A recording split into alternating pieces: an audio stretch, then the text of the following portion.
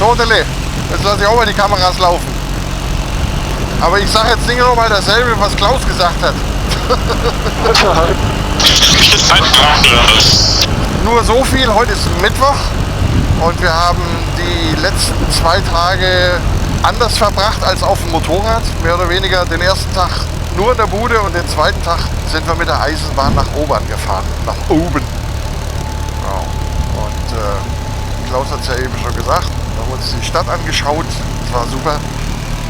Aber war sehr, sehr schön, die Stadt. Ist toll da, ja. 1-2 Mal vorwärts und rückwärts gegangen und nochmal vorwärts und rückwärts. Ja. Also gar nicht alles auf einmal wahrnehmen Ja, konnten. echt. Mein Schrittzähler, der hat irgendwann aufgehört zu zählen, der wollte nicht mehr. 10.000, also Schrittzähler schon, aber wir haben über 10 Kilometer. Nee, das hatten wir ja schon, als wir angekommen sind dort. Als wir beim Fish and Chips essen da saßen, da hat mein Schrittzähler gesagt, du hast jetzt 10.000 erreicht.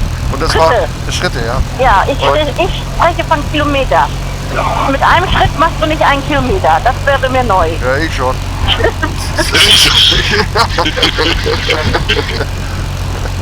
Naja, also, so haben wir gestern den Tag verbracht, haben uns die Stadt angeschaut. Und wir haben mal Souvenirs und sowas gekauft, das wird aber nicht verraten, was und für wen. Fish and Chips gab's und für mich gab's Chicken Wings and Chips, waren auch, also die waren mega lecker. Mega lecker waren die. Und das musst du eigentlich auch noch erzählen, was uns passiert ist, als wir dort am Hafen gesessen haben. Was von oben kam. Ja, die scheiß Möwen haben uns angekackt, ey. Aber... Voll zugeschissen! Alter, war das eklig? Wir haben gedacht, es hagelt. Da kam Zeug runter, das war nicht nur ein Placken, sondern das war mehr oder weniger so ein Sprühregen. Also ich freue mich ja, dass es nicht auf dem Kopf gelandet ist. Ja, und ich freue mich, dass ich gerade nicht in die Luft geguckt habe mit dem Mund offen.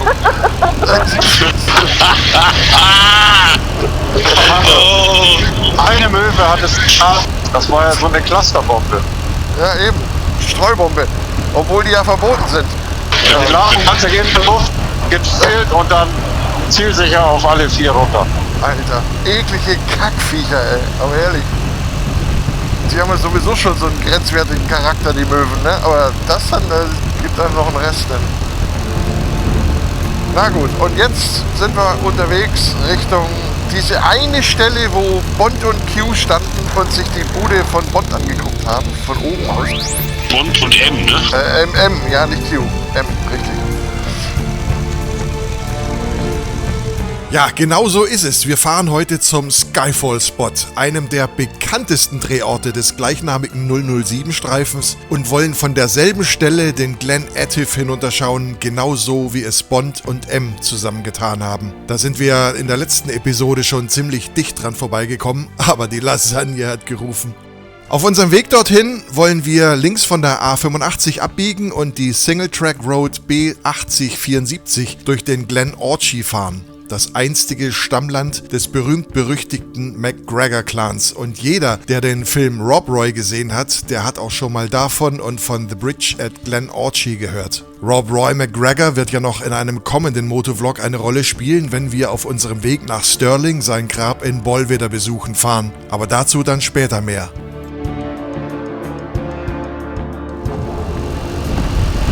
So, ein schöner Meter geht's rein. Nach Glen Orchy. Orchy.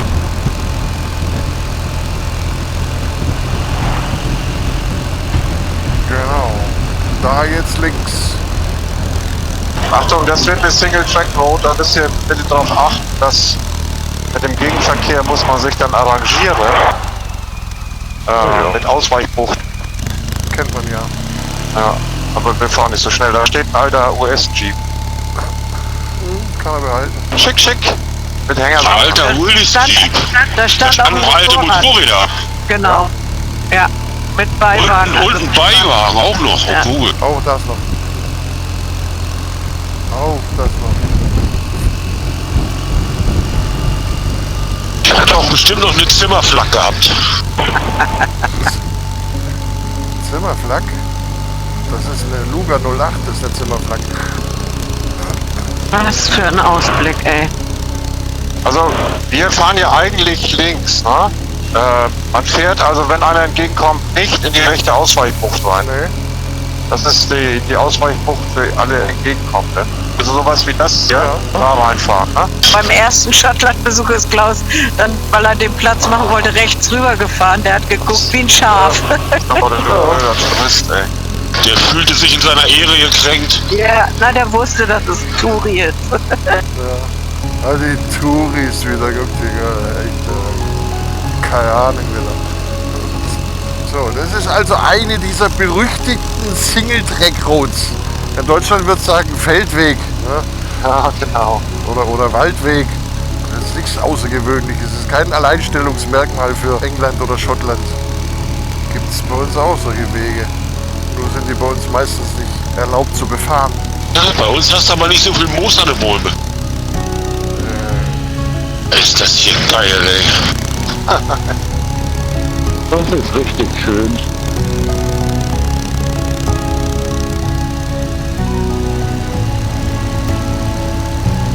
Hoffe, eines Tages müssen wir uns mal mit einem Mikrofon auseinandersetzen. Ich habe ihn verstanden, es ist hier richtig schön. Ja, verstanden habe ich ihn auch, aber nur weil wir jetzt gerade so langsam fahren und weil es leise ist. Unterwegs, wenn wir so 60, 70, 80 fahren, höre ich nur das Hoffe, das ist. Aber was er sagt, verstehe ich nicht. Bei dir fehlen die Höhen. Von dir kommen nur mittlere Töne und Bässe an. Ach, die Höhen sind erfolgreich weggefiltert, alle.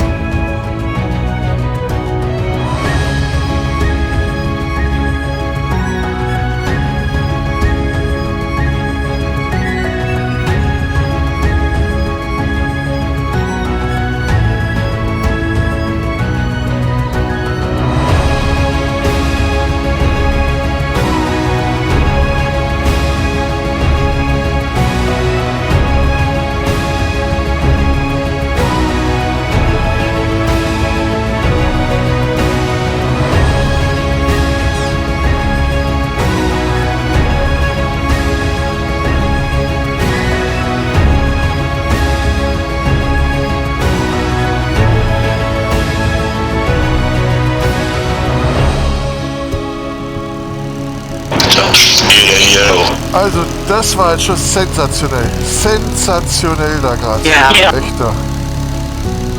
Links rum und links fahren. Achtung, die Straße steigt ein bisschen an. Nicht ins Leere steigen, bitte. Ja, das ist genau. Das hatten wir erst. Comes nothing.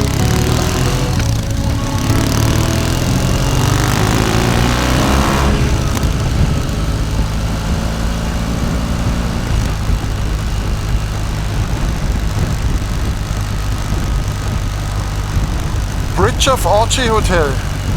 Real else, real fire, real food and real bridge. Da wollen wir mal sehen, ob er da immer noch hängt, der rote Robert. Ach nee, der konnte sich ja befreien. Und außerdem liegt er aber auch wo ganz anders begraben, der Rob Roy. Da kann man draußen sitzen. Hier kannst du draußen sitzen, ja. Yeah. Hier können wir auch parken, glaube ich. Also da war auf jeden Fall, ja gut, hier kannst du auch parken.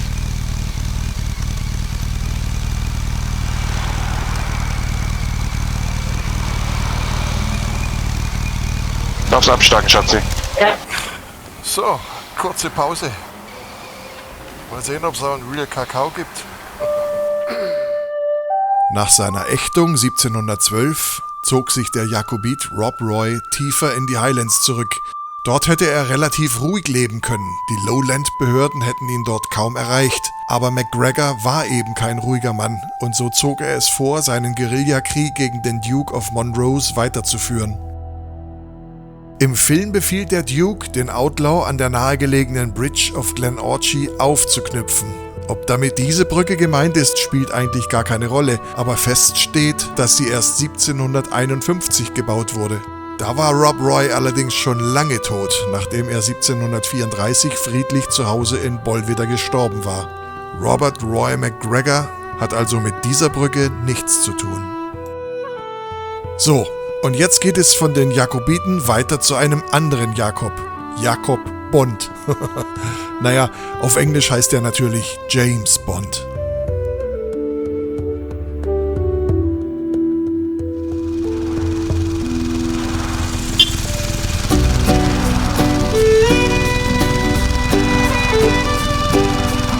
Warte, Klaus. Warte.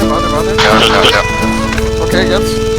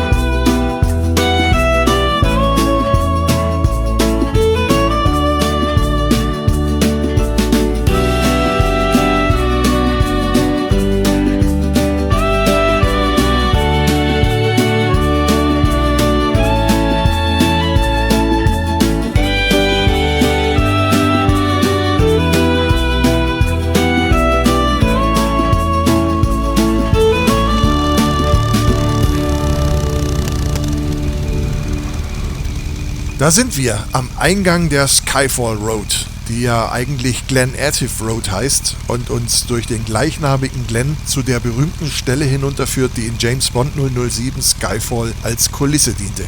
Warum ich ausgerechnet jetzt an der Fernbedienung meiner Kameras rumfummeln muss, lässt sich in der Rückschau nicht mehr zuverlässig sagen, aber jedenfalls führt das Gefummel dazu, dass ab diesem Punkt keine Gespräche mehr aufgezeichnet werden. Man muss eben auch mal Glück haben. Kein überflüssiges Doofgelaber von mir, sondern nur Landschaft.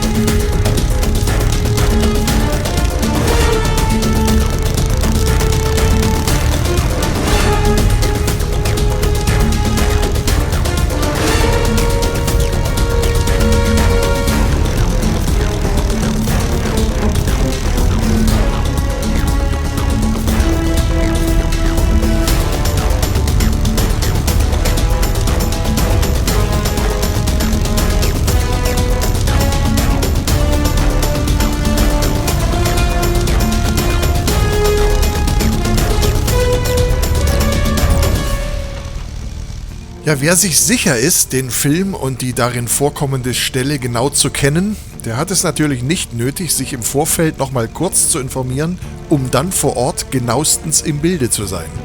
Wer allerdings, wenn es soweit ist, vor sich selbst zugeben muss, angesichts der Realität doch nicht mehr ganz sicher zu sein, bei dem kommt genau das heraus, was wir hier sehen. Könnte sein, könnte aber auch nicht sein. Immerhin bin ich nicht der Einzige, denn auch die anderen können nicht hundertprozentig sagen, ob wir hier in dieser Bucht richtig sind. Also dann mal ein paar Meter weiterfahren und schauen, ob es in der nächsten Parkbucht vertrauter aussieht.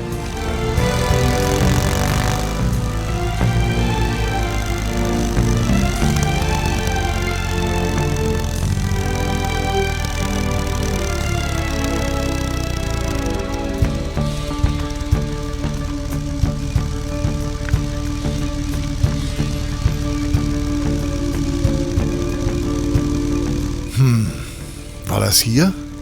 Oder vielleicht doch da, wo wir gerade waren? Oder weiter unten? Das schaut alles gleich aus hier.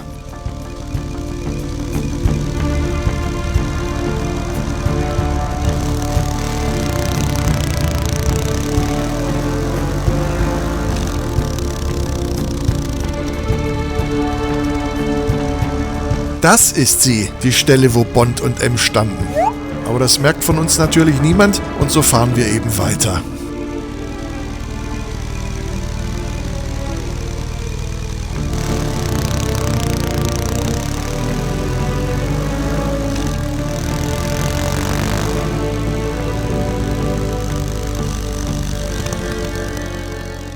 Das wäre ihr Preis gewesen. So, Dille. Jetzt sind wir hier diese Sackgasse reingefahren. Diese Straße, diese berühmte Straße, wo James Bond und M auf Skyfall geguckt haben. Da sind wir jetzt weiter gefahren, fast bis zum Ende. So gut wie bis zum Ende. Haben uns hier ein paar Fotos gemacht und jetzt geht's wieder zurück. Das waren, ja, wie viel mögen das sein? 6, 7 Kilometer.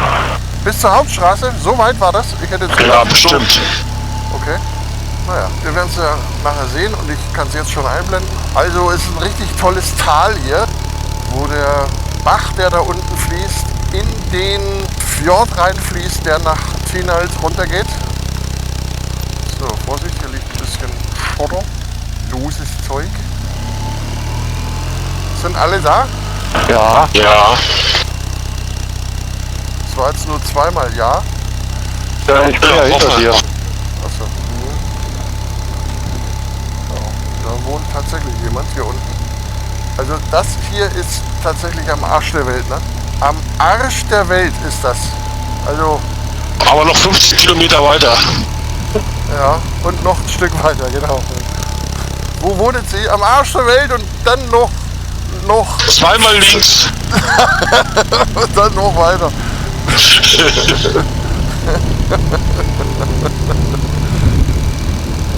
Auto? Auto. Da kommt ein Auto. Hält er an? Da, Hält er hier an. Wir haben die Luke.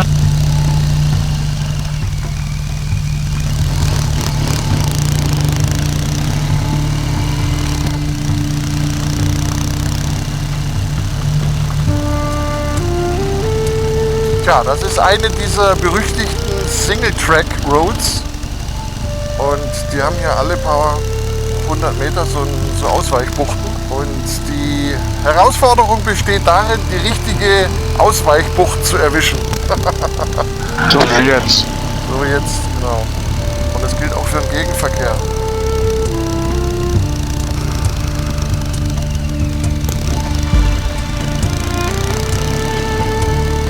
Aber es funktioniert super. Ja, das funktioniert ziemlich gut. Das stimmt. Vorhin haben wir uns einmal ein bisschen verschätzt.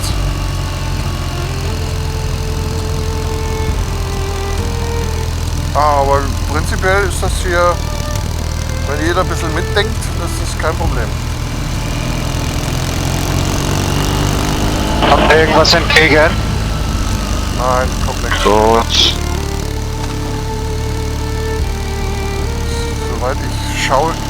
Fußgänger. Fußgänger, den kannst du zusammenfahren. Ja. Das war bloß so ein dünner. Tüte. Kommt weit und breit nichts. Ich sag Bescheid, wenn was kommt.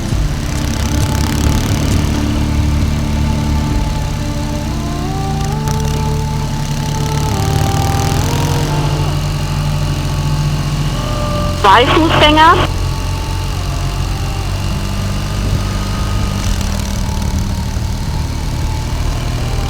Also das ist hier echt eine beeindruckende Landschaft, mein lieber Scholli. Ja. Das ist schon richtig cool hier.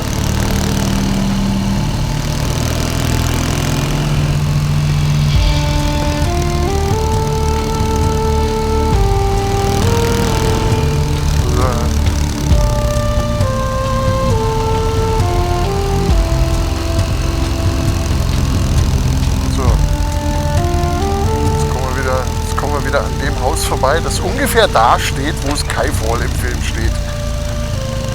Jedenfalls so ungefähr. Ja, wo ihr da gerade dran vorbeifahrt und was man von der Straße aus leider nicht vernünftig sehen kann, ist Dalnes Lodge. Ein exklusives Privatanwesen im viktorianischen Stil aus dem 18. Jahrhundert. Man kann es auf Selbstversorgerbasis mieten, mitsamt dem Estate drumherum. Und dieses einsame Anwesen mitten im Glen Etive hat eine spannende Geschichte, denn es gehörte einst über Generationen hinweg der Familie Fleming. Das ist die Familie von Ian Fleming und der wiederum ist der Schöpfer von James Bond. Wer dort mal absteigen und eine Woche lang einen Jagdurlaub verbringen möchte, braucht nur die Kleinigkeit von 11.000 Pfund mitzubringen. Ein richtiger Schnapper also.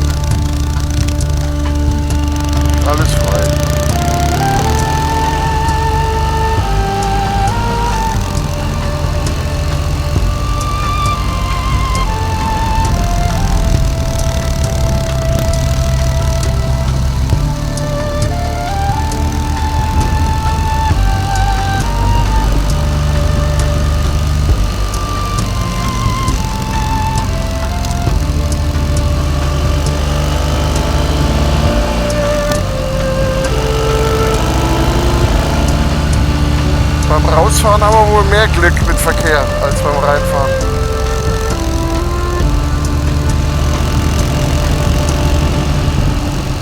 Würde was?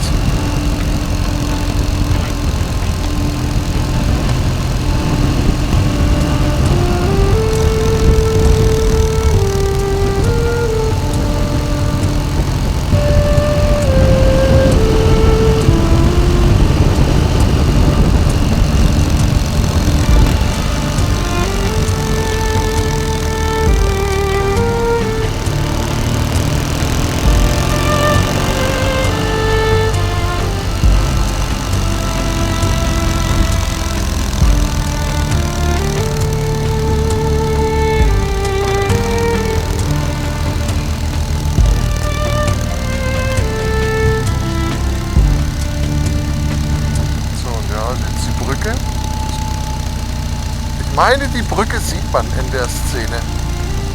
Wollt ihr hier anhalten oder was? Nö, ich nicht. Okay. Nee, weiter oben ist das. Anhalten ist ja sowieso, ich denke mal, das ist da, wo die Menschentraube ist.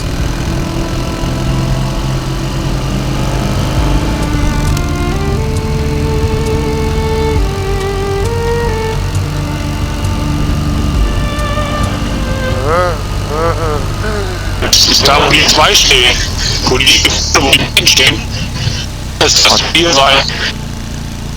Ja, da liegen aber keine Steine. Da wo das Wohnmobil steht, könnte es sein. Da liegt so ein Stein. Genau. Es wird hier sein, weil... Da liegen Steine, ja. Ich denke mal, hier ist das, genau. Ja? Genau.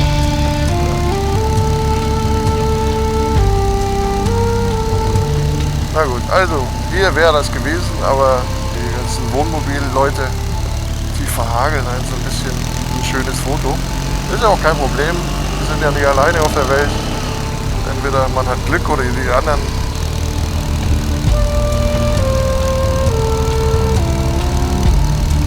Alles frei.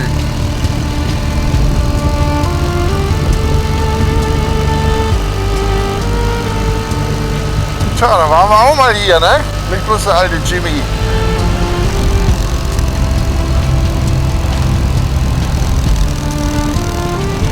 Ja.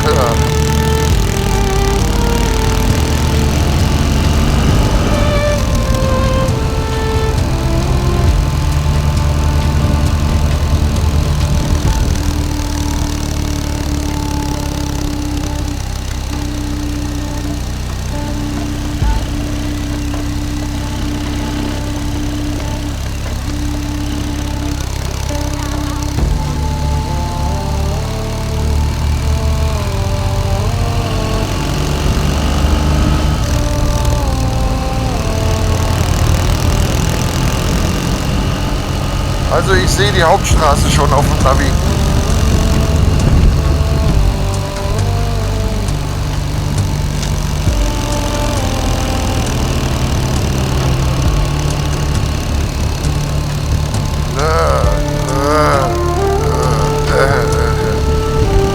Da fährt eine Super Tenere vor uns.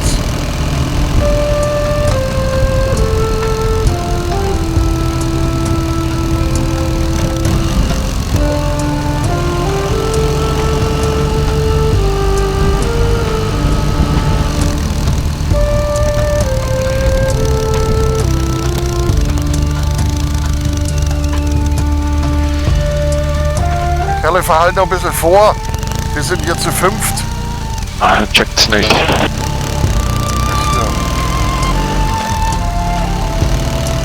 Mit sich selbst schon genug beschäftigt. Das ist eine Super Tenere. Sag ich doch. So, wir haben es geschafft.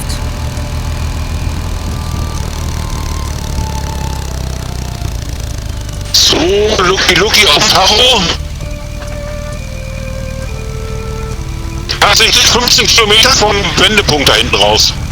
15 waren das? 15 Kilometer waren das. Echt? Kam mir nicht so weit vor.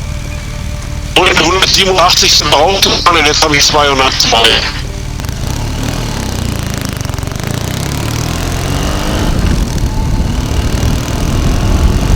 Na gut, haben wir wieder 8 Milliarden Autos vorgelassen.